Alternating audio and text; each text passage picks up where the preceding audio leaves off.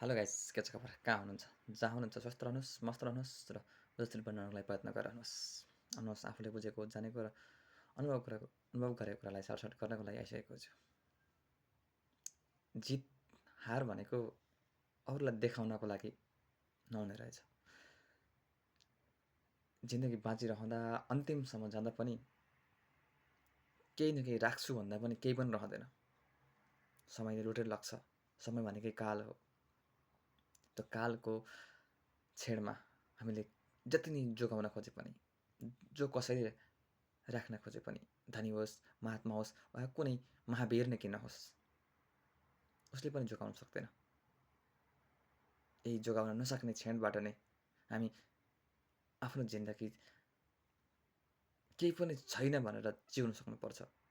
अर्थात् केही छैन भन्दैमा विध्वंस, अरूलाई हानि पुर्याउँदै जिउने होइन।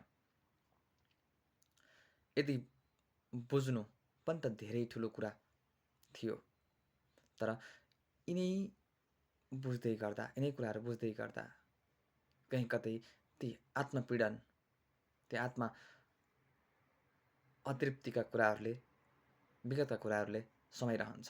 तर नआत्तिनुहोस्, सङ्घर्ष आफूसँग छ, मेहनत आफूसँग छ, सम्झौता आफूसँग छ। आफूले आफूलाई नै प्रेम गर्ने हो। कतिपटक भन्ने हुन्छौँ, कतिपटक आफूले आफूलाई प्रेम गर्छौँ भन्छौँ, तर आफूले आफूलाई वास्तवमै प्रेम नगरेको हुन सक्छौँ। किनकि आफूले चाहेका आफ्ना सपना, आफ्ना लक्ष्य आफै पुरा गर्नुपर्छ। हस्, ध्यान राख्नुहोस्, मस्त रहनुहोस्।